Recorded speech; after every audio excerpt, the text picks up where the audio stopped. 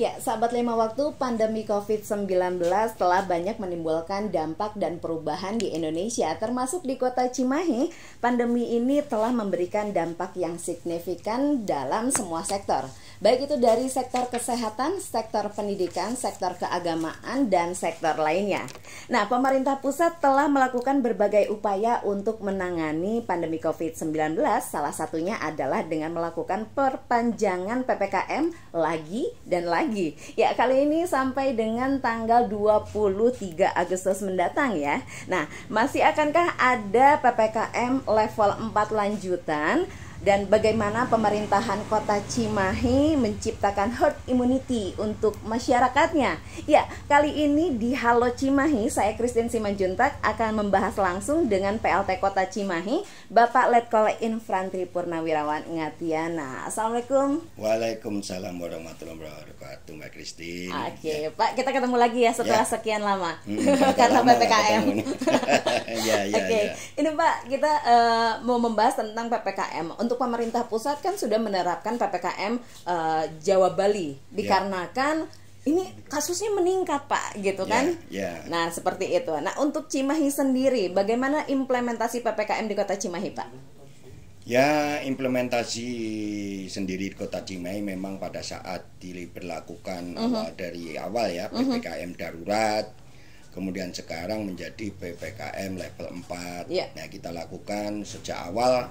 Ya, bagaimana kita dengan membentuk satgas-satgas ya, untuk bagaimana caranya mengurangi penyebaran COVID-19 ataupun kegiatan-kegiatan kerumunan-kerumunan yang ada di masyarakat untuk menghindari atau menangkal daripada penyebaran COVID-19.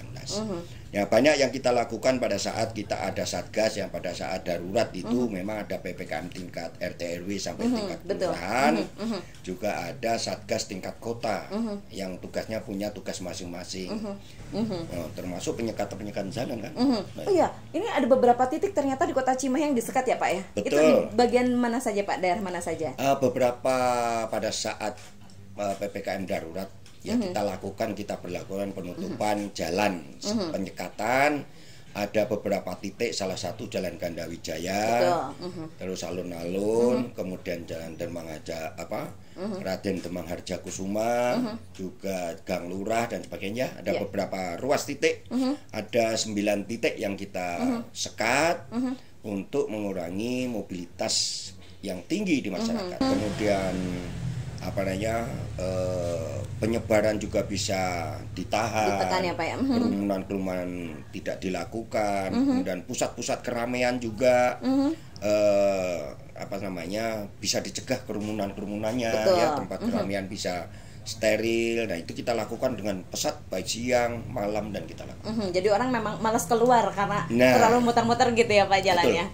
Berarti kalau seperti itu efektif dong ya Pak ya penerapan PPKM ini dalam menangani resiko penularan COVID. Betul, memang pada saat bulan Juni-Juli itu sangat tinggi-tingginya yang ada di kota Cimahi, tetapi dengan adanya PPKM darurat bagi kota Cimahi, bagi saya pribadi maupun dinas itu efektif. Ya, resikonya kita paling dicaci maki, dimarahin masyarakat. Ya nggak apa-apa, tapi itu bentuk cinta kita, sayang kita kepada masyarakat. Ya silakan dimarahin nggak apa-apa, tapi saya ingin masyarakat saya itu minimal bisa selamat. Sehingga kalau udah selamat, sehat, bisa aktivitas, mungkin ekonomi dan sebagainya. Bisa lebih baik untuk kedepannya gitu ya. Memang cukup berat sih kemarin ya pada saat bulan Juni, Juli, tapi alhamdulillah semuanya sudah terlewati ya Pak ya. Seperti itu. Nah, ini kalau misalnya kita melihat dari sektor kesehatan, PPKM level 4 ini memang berhasil gitu ya Pak ya. Tapi jika kita melihatnya dari sisi sosial ekonomi, wah ini Pak, ini banyak masyarakat yang aduh gimana nih, kan saya butuh memenuhi kebutuhan hidup gitu Pak. Nah, ini bagaimana kehadiran dari Pemkot Cimahi untuk mengurangi beban masyarakat dari kebijakan PPKM ini Pak? Ya, memang kita ikut prihatin bahwa kita tidak inginlah masyarakat kita ini sebenarnya sebab kurang ataupun kendala ekonomi ya. Tapi itu memang harus terjadi dan kita alami, kita terima. Sementara kita sabar dulu karena situasi kondisi ya begitu. Sehingga pada saat itu dengan tinggi-tingginya COVID yang ada di Cimahi, sehingga ya memang terpaksa ekonomi harus imbang dengan kesehatan. Betul. Tetapi dengan situasi kondisi ini ya kita terpaksa harus ya kita sabar dulu, menahan diri agar penularan COVID-19 itu tidak ada. Nah, alhamdulillah kita memberikan bantuan-bantuan keringanan terhadap masyarakat, yang mana pemerintah juga mengeluarkan bantuan sosial. Selain dari Kementerian Sosial, yang pertama adalah menurunkan bantuan langsung tunai ya, juga logistik berupa beras melalui PKH. Nah, itu juga sudah diterimakan kepada masyarakat dengan data lebih kurang 43.500 untuk turun di Kota Cimahi untuk kepada masyarakat yang sudah terdaftar di Kemensos. Kemudian yang kedua, dari Kemensos lagi menurunkan lagi bantuan berupa beras yang besarannya 5 kg. Itu tambahan lagi ada sekitar 3.000 paket atau untuk 3.000 orang, yaitu diberikan selain yang menerima PKH ataupun BST ya, BLT tadi langsung tunai. Nah, kemudian pemerintah Kota Cimahi sendiri memberikan bantuan berupa beras juga untuk mengimbangi agar menjadi 10 kilo, sehingga bersama-sama dengan bantuan yang ada Kemensos 3.000 tadi. Akhirnya kita sama-sama kita berikan, distribusikan kepada masyarakat yang datanya sudah terdaftar di Kemensos juga, sehingga 3.000 ini nyampe kepada masyarakat. Itu agar tidak tumpang tindih. Nah, tidak tumpang tindih nanti. Jangan itu lagi yang terima bantuan gitu ya, Pak. Ya, nah ini kita sedang merencanakan lagi untuk masyarakat yang belum terima. Kita inventorisir ya. Mudah-mudahan nanti tidak terlalu lama lagi nanti kita akan memberikan bantuan kepada masyarakat. Yang berupa nanti apa yang kita lakukan mungkin beras dan sebagainya. Kita sudah punya data yang akurat, tetapi yang belum menerima. Jadi selain yang data dari Kemensos itu yang sudah terdaftar di sana, BSD, PKH dan sebagainya dari Kemensos ini. Nah, kita membuat lagi yang Cimahi yang belum terima tapi datanya dari kita. Nah, nanti kita akan distribusikan lagi. Terus perlu diketahui bantuan-bantuan itu bagi masyarakat yang terkena COVID, terdampak dengan COVID, bahwa yang isolasi mandiri sejak awal kita sudah memberikan bantuan bentuk sembako kepada personil ataupun masyarakat yang terdampak penularan yang melaksanakan isolasi mandiri, yang dalam ini anggaran diturunkan kepada kecamatan distribusikan kepada lurah dengan data dari RT RW yang melaksanakan isolasi. Itulah bantuan yang rutin dilaksanakan oleh kecamatan dari pemerintah Kota Cimahi. Khusus yang lapor ya Pak, ya itu bantuannya ya? Ya, kita justru ada petugas Satgas Kelurahan inilah mencari data kepada RT RW.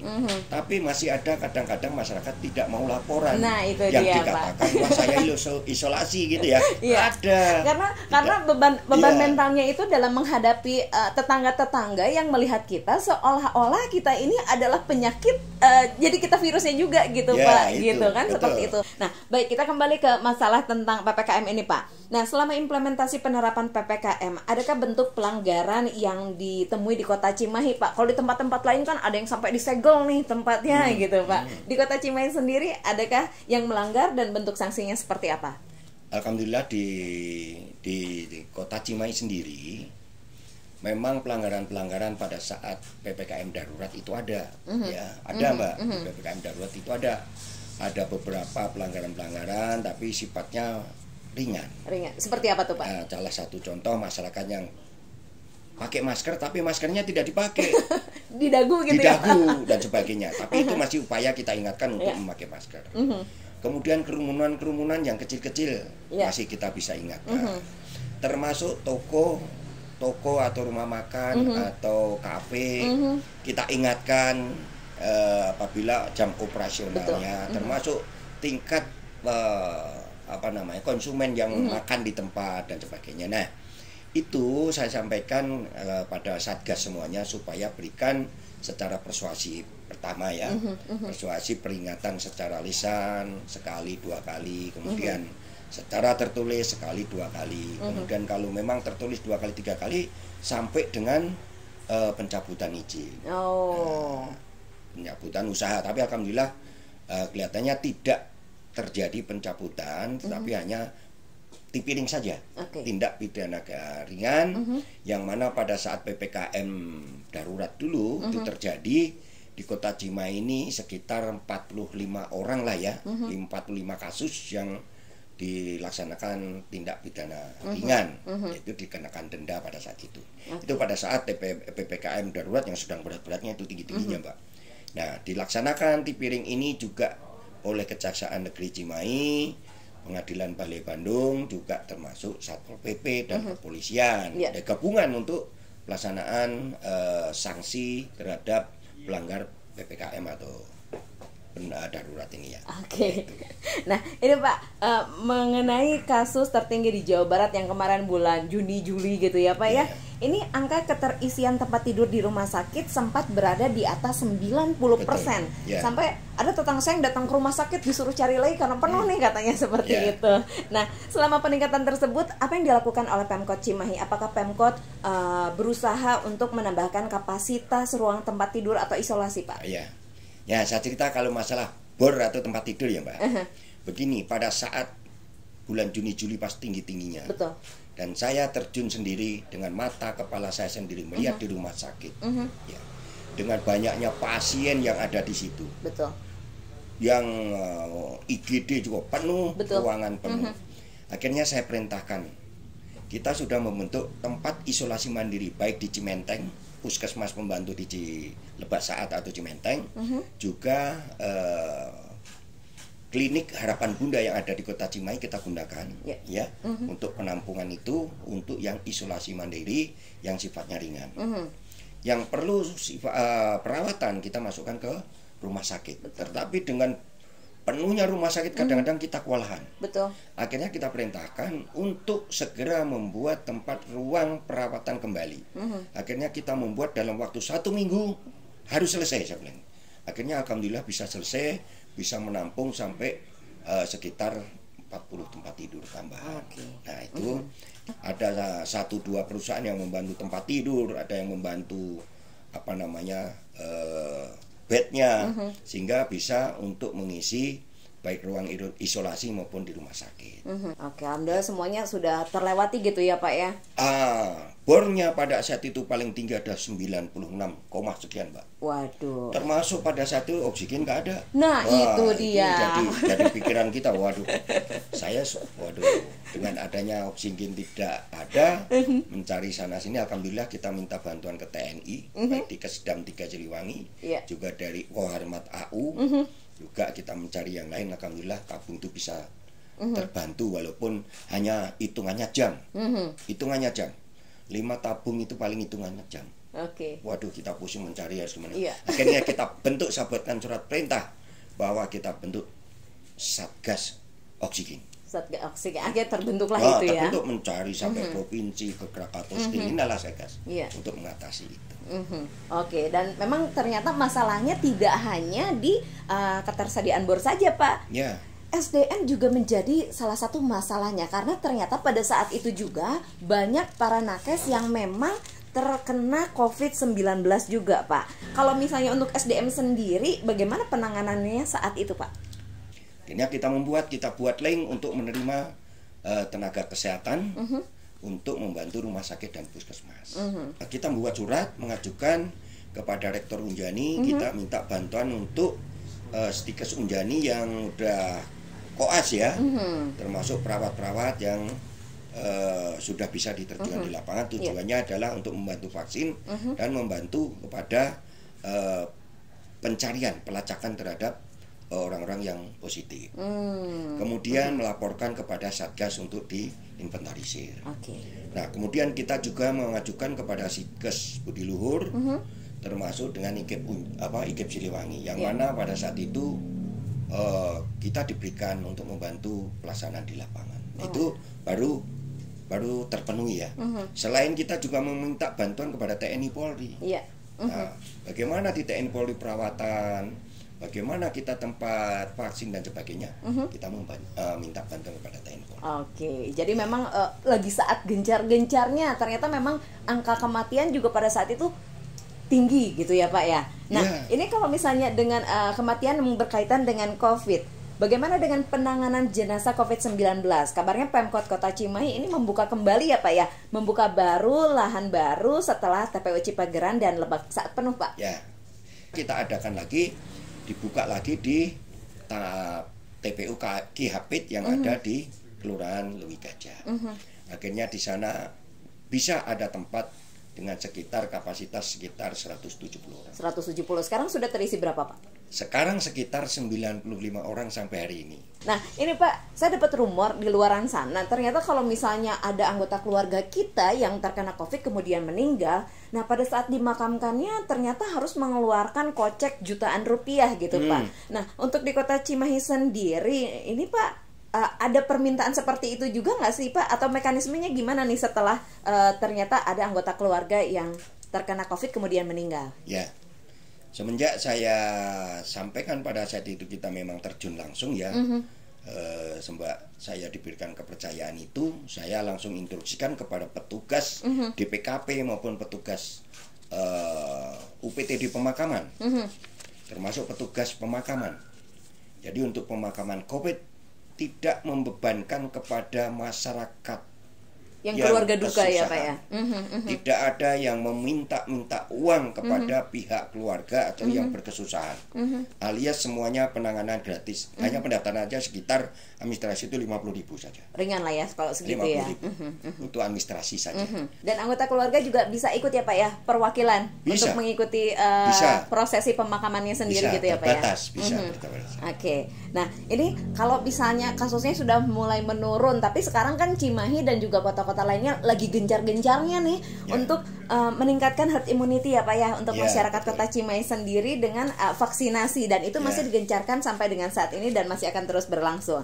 Nah, ini untuk mempercepat pelaksanaan vaksinasi di Pemkot Cimahi tentunya nggak bisa bergerak sendiri gitu ya Pak ya. Ada kolaborasi yang dilakukan. Ini kolaborasinya dengan pihak mana saja Pak? Saya sampaikan bahwa untuk vaksinasi di Cimahi ini kita menggunakan beberapa tempat, ya. Karena kita harus mengejar target vaksin bisa tercapai sampai bulan Desember minimal 70%. Oke, sampai Desember ya Pak ya? Sampai Desember minimal 70% masyarakat Kota Cimahi ini bisa divaksin. Alhamdulillah kita vaksin itu sehari targetnya itu sebenarnya sampai 4.000-an ya. 4.000 satu hari. Ya, nah akhirnya kita lakukan secara berserentak. Salah satunya pelaksanaan beberapa titik kita lakukan selain 13 puskesmas melaksanakan, ya. Kita target di puskesmas itu antara 100 sampai 150 vaksin. Kemudian kita melaksanakan vaksin lagi di tempat-tempat tertentu, salah satunya di Teknopark. Betul. Kita kolaborasi kerjasama dengan provinsi, BPD provinsi untuk pelaksanaan vaksin, yang mana di Teknopark itu bisa satu hari sampai 4.000-5.000. Nah, kemudian kita lakukan lagi bekerja sama dengan Apindo. Apindo dengan Polda Jabar nanti bekerja sama membuka lagi bersamaan serentak di lapangan Brigif 1502 di Gunung Bohong, dan di sana targetnya 4.000 juga. Nah, itu bisa terlaksana. Kemudian dari Dinkes sendiri kita membuka lagi di tempat-tempat sekolahan, yang karena sekolah anak-anak masih libur, kita gunakan untuk vaksin. Betul. Nah, kemudian juga targetnya 1.200 di sekolahan-sekolahan itu. Kemudian kita juga bekerjasama dengan Stikes Budi Luhur. Di sana dilaksanakan sebagai sentral untuk vaksin sampai dengan 700 sampai dengan 800. Kemudian juga kita laksanakan di secara tertitik terpisah. Salah satunya mungkin di tingkat-tingkat RW, ruang terbuka. Nanti kelompok beberapa RW dilaksanakan vaksin, baik di Cipageran, ya, kemudian di Melong dan sebagainya. Itu terpecah secara terpecah, sehingga target-target itu bisa dilakukan, bisa tercapai. Termasuk di Kodim kita laksanakan. Yang rutin tiap hari ada adalah di Rumah Sakit Dustira. Oh, tiap hari itu ya Pak ya? Rumah Sakit Dustira itu satu hari targetnya 1.000. Oke. Nah, itu adalah kita kolaborasi bersama-sama. Rumah Sakit Dustira 1.000 orang. Kesdimnya sendiri yang di depan stasiun itu targetnya 500 orang setiap hari. Sehingga ini vaksin berjalan terus. Alhamdulillah untuk Cimahi vaksin sudah mencapai 49,5% 49,5 sampai dengan minggu ini ya Pak ya? Sampai minggu tanggal 19. Oke, masih jauh nih ya Pak, kok 70%? Ya 70%, tapi kalau beberapa 2 bulan ini tercapai. Oke. Mudah-mudahan tercapai. Digencarkan gitu ya Pak. Tergantung vaksinnya ya. Vaksinnya lancar ya kita lancar. Oke, vaksinnya lancar, berarti kitanya lancar. Berarti ini tentang ketersediaan vaksin atau tentang masyarakat yang ingin divaksin nih Pak? Nah, Apa dua-duanya? ya sebenarnya begini, kalau vaksin itu selama kita ada, kita langsung vaksinkan. Ya. Dengan berbagai cara. Kita sebar tempat titik tenaga kesehatan yang tadi dari Setikes Budi Luhur, dari Setikes Unjani, juga dari IKIP Silewangi membantu vaksin di lapangan secara serentak, Mbak. Oke. Nah, itu yang bisa mengejar target pelaksanaan vaksin. Sejauh ini stok vaksin di Kota Cimahi sendiri aman nggak Pak? Aman. Kemarin terakhir mendapatkan yaitu 3.000 vial, artinya adalah 30.000 orang. Sudah kita laksanakan 1 minggu ini. Oke. Nah, 1 minggu ini mudah-mudahan tercapai secara keseluruhan, karena kemarin juga saya ngecek ke Setikes Budi Luhur juga berjalan lagi, ada 700. Kemudian di tiap-tiap puskesmas berjalan. Oke. Termasuk partai-partai juga melaksanakan di titik-titik tertentu. Nah, kemarin saya cek di DPC PDI Perjuangan juga melaksanakan di sana 500, ada 3 titik, 1.300 orang untuk divaksin pada hari Minggu kemarin. Nah, ini kerjasama yang baik ini akhirnya bisa tercapai. Memang begini Mbak, kalau untuk vaksin awalnya memang susah kemarin. Tapi pada saat terjadi bulan Juni Juli ternyata animo masyarakat sangat tinggi untuk minta divaksin.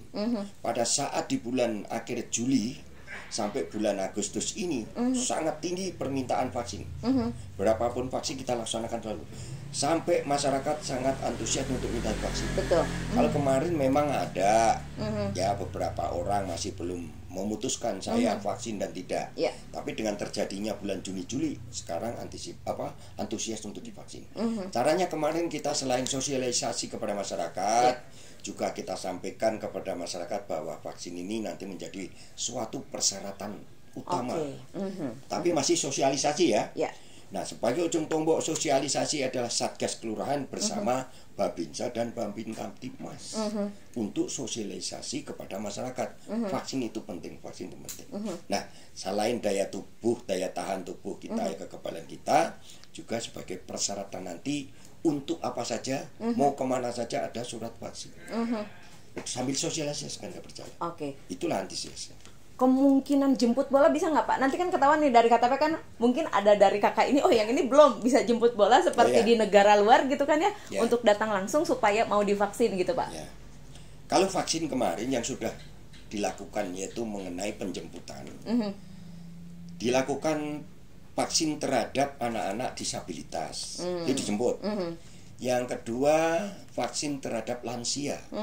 Ini perlu dijemput. Babinsa dan Babin Kamtimas setiap hari pakai motor menjemput. Kemudian Peksos, Satgas Covid yang ada di kelurahan menjemput orang-orang lansia juga yang disabilitas untuk bisa divaksin. Disabilitas kemarin sudah berjalan. Sudah berjalan ya. Oke, masyarakat umum masih berjalan dan sekarang sudah mulai masuk juga ke anak sekolah ya Pak ya. Untuk sekolah. Tingkat apa saja nih Pak yang sudah mulai dilaksanakan di Kota Cimahi? Yang dilaksanakan kemarin adalah tingkat SMP kelas 7 kemarin dilaksanakan di SMP Negeri 1 itu ada 1.200 anak. Kemudian dilakukan lagi di SMP Negeri 8 sama juga 1.200. Nah, ini kita laksanakan di tempat-tempat sekolah SMP sehingga kita atur dengan protokol kesehatan yang ketat, terjaga dan bagus. Alhamdulillah antusias anak-anak. SMP, SMA udah Pak? SMP. Itu SMP, SMA dan SMP bisa dilaksanakan juga. Itu ada di Teknopark. Jadi masuk ke masyarakat umum gitu ya Pak ya? Masuk di masyarakat umum, termasuk yang di Gunung Bohong. Karena pada saat itu adalah usia 17 tahun ke atas. Karena di SMP ini usia 12 tahun ke atas ya. 17. Nah Pak, terakhir nih Pak, untuk pertanyaan terakhir. Ya, selama menangani COVID-19, kendala terbesar yang dihadapi oleh pemerintahan Kota Cimahi apa nih Pak? Dan harapan kedepannya seperti apa? Kendalanya Mbak, kendala itu saya minta kadang-kadang memang masih ada masyarakat masih belum percaya dengan adanya COVID. Iya. Masih adanya yang bingung meyakinkannya gitu ya, Pak. Tidak vaksin masih ada, 1-2 masih ada, sehingga kadang-kadang dia tidak patuh terhadap protokol kesehatan. Pakai masker ya. Permohonan saya, permintaan saya masyarakat untuk demi keselamatan kita bersama, gunakan masker saja. Memang ekonomi ini harus jalan. Kita berikan itu ekonomi jalan, tetapi ya tolong masker saja dipakai untuk keselamatan perorangan, keselamatan keluarga, keselamatan lingkungan, dan keselamatan masyarakat Kota Cimahi. Oke, baik. Terima kasih banyak ya, Pak Ngantiana. Sama-sama. Sahabat 5 Waktu, penanganan pandemi COVID-19 dibutuhkan kolaborasi dan gotong royong dari seluruh masyarakat. Mudah-mudahan dengan adanya penurunan karena Kota Cimahi ternyata sudah masuk ke level 3, ini artinya sudah lebih baik daripada bulan-bulan sebelumnya. Jadi kita harus terus mempertahankan keterkendalian ini dan tetap melakukan prokes 5M agar pandemi segera berlalu. Saya Christine Simanjuntak, terima kasih banyak. Wassalamualaikum warahmatullahi wabarakatuh. Waalaikumsalam warahmatullahi wabarakatuh.